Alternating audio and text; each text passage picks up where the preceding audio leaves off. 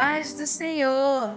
Para você que estava ansioso pelo capítulo 5 do livro O Pastor e a Ovelha, escrito por Irian Carvalho, já estamos com gostinho de saudade, pois este é o penúltimo capítulo deste livro, que tem como título Uma Mesa Preparada na Presença dos Adversários. Parte B do verso 5 de Salmos 23.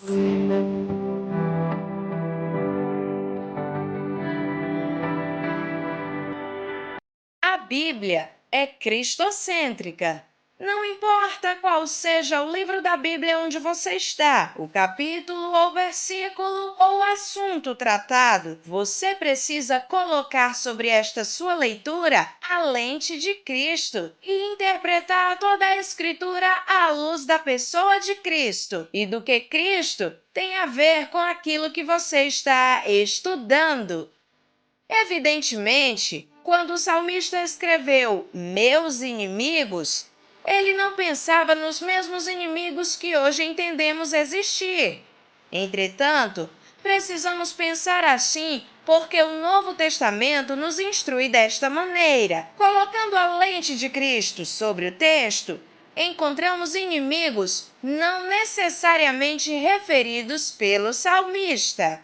Dentre as figuras possíveis, a peregrinação espiritual cristã pode ser comparada com uma batalha. O cristão é um soldado em combate contra terríveis inimigos. O Novo Testamento ensina que os cristãos têm três grandes inimigos: o mundo, a carne e o diabo. Primeiro adversário, o diabo. O diabo é apresentado na Bíblia como um anjo rebelde. Ele não é um Deus em oposição a Deus. Ele é um anjo criado e está no degrau de baixo. Aliás, muitos e muitos degraus abaixo do status da divindade. Algumas pessoas perguntam sobre quem criou o diabo. Ora, Deus criou Lúcifer e Lúcifer foi transformado em diabo, anjo de luz para anjo de trevas. Deus não criou o diabo e nem o mal. Tanto o diabo como o mal veio a existir a partir da iniquidade encontrada no coração de Lúcifer. O diabo é o mesmo Lúcifer, nada mais que isto. Deus criou um anjo e o anjo se rebelou contra o Criador. Esse anjo afrontou a autoridade de Deus e desejou sentar-se no trono de Deus. Isaías, capítulo 14, versículos 12 a 14.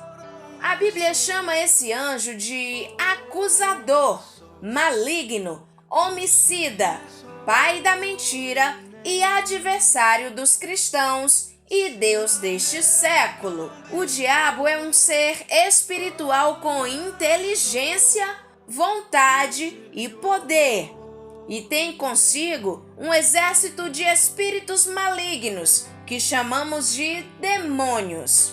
O diabo não é uma força, ele não é a negação do bem, nem é lado ruim do ser humano.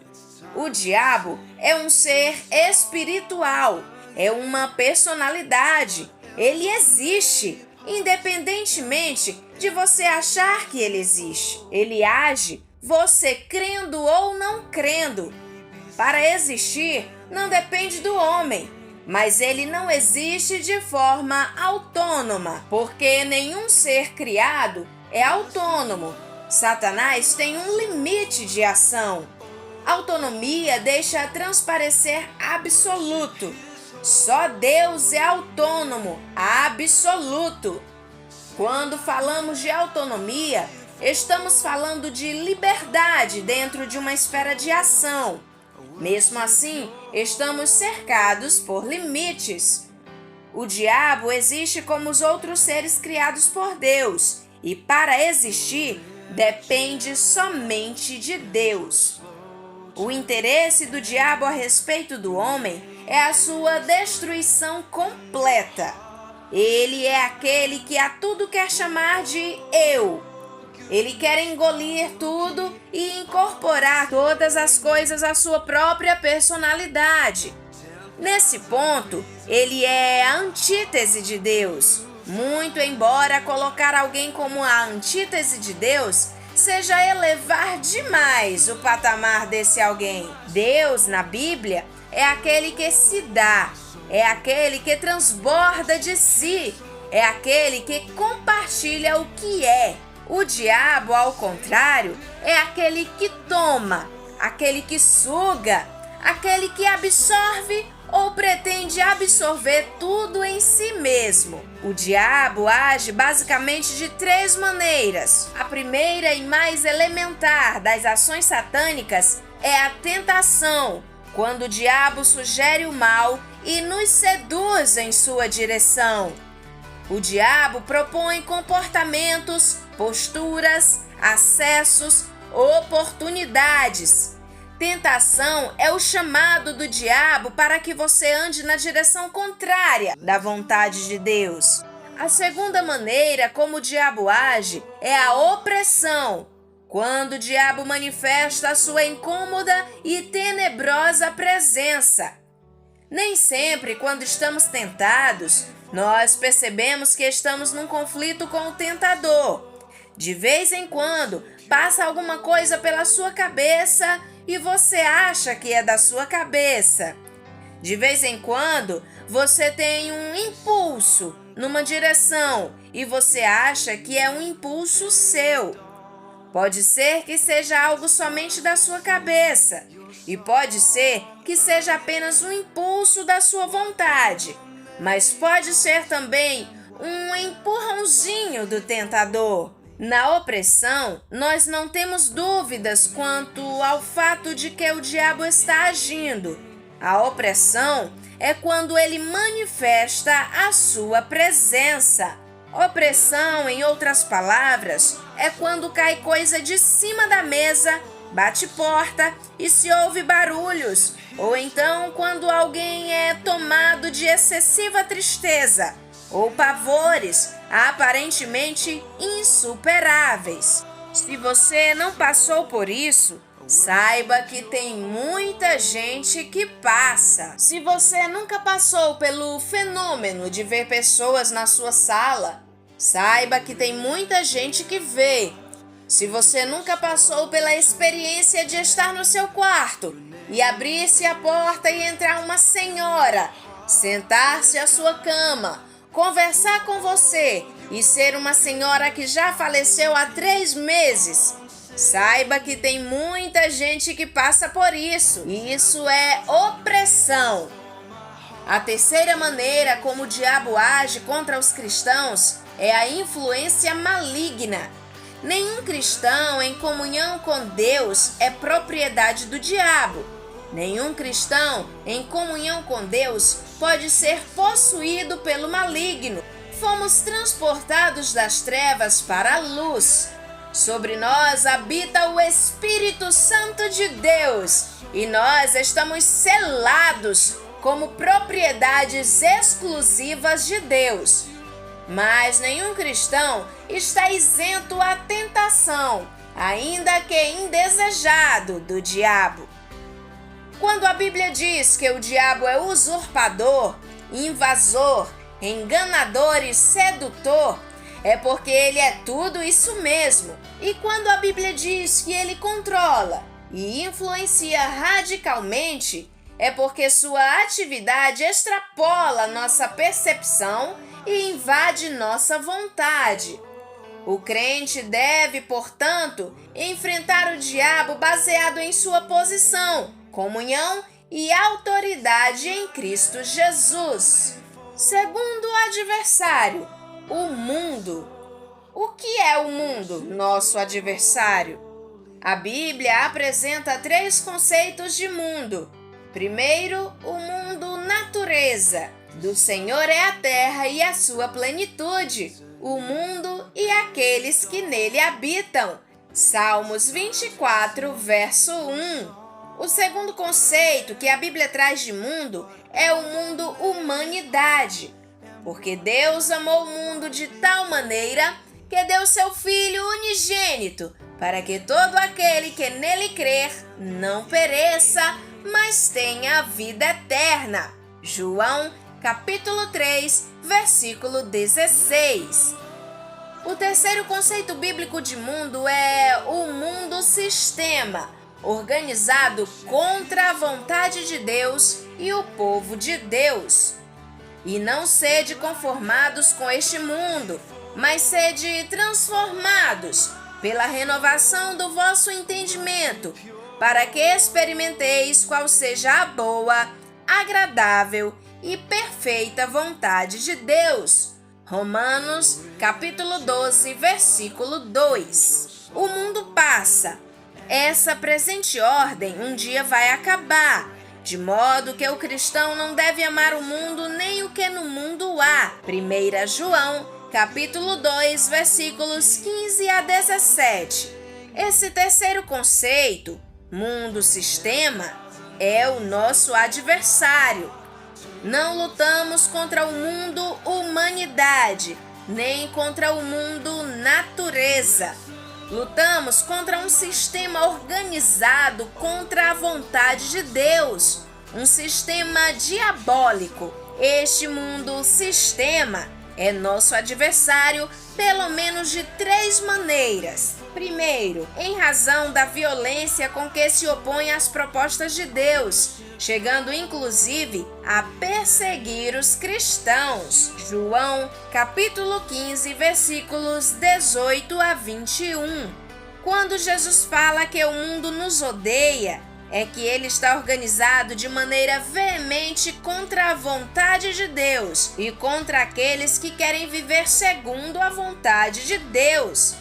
Esta é a razão porque o Senhor Jesus diz que somos bem-aventurados quando perseguidos por estarmos praticando a justiça. Mateus, capítulo 5, versículos 11 e 12.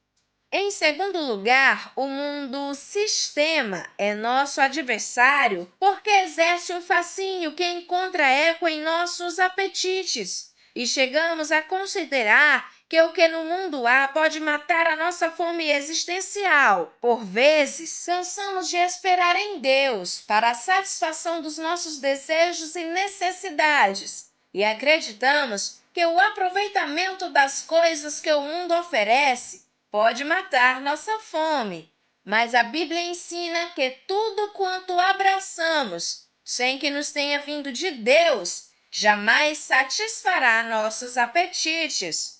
Somente as veredas da justiça nos conduzem aos pastos verdes e águas tranquilas. E em terceiro lugar, o mundo-sistema é nosso adversário porque coloca sobre nossos ombros um peso existencial insuportável. Jesus diz: fiquem vigiando e orando sempre, para que não aconteça que os seus corações fiquem sobrecarregados com as orgias, bebedices e problemas da vida. Lucas, capítulo 21, versículos 33 e 34.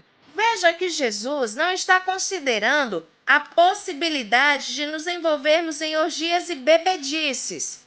Ele não está dizendo, vigiem, para que vocês não se vejam em determinado momento no meio de uma orgia. Ele não está dizendo isso, mas ele está dizendo que mesmo sem estarmos participando da orgia, nós podemos ter o nosso coração sobrecarregado pelas consequências da orgia.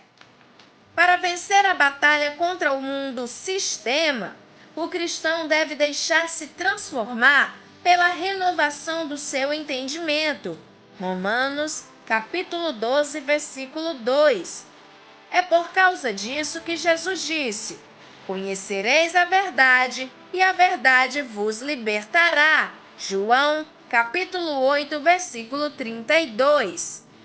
A renovação do nosso entendimento, da nossa mente conformada à mente de Cristo e não conformada ao mundo, vai nos fazer enxergar a realidade como ela é de fato e vai trazer o discernimento necessário para não nos deixarmos seduzir pelo mundo sistema. Além de deixar-se permear pela palavra de Deus, nós cristãos devemos combater o mundo buscando toda a nossa satisfação em Deus, recusando-nos a sentar em outras mesas, recusando beber água de chuva em cisterna rachada, mas bebendo da água viva que Deus colocou dentro de nós, a saber, o Espírito Santo. Jeremias, capítulo 2, versículos 12 e 13.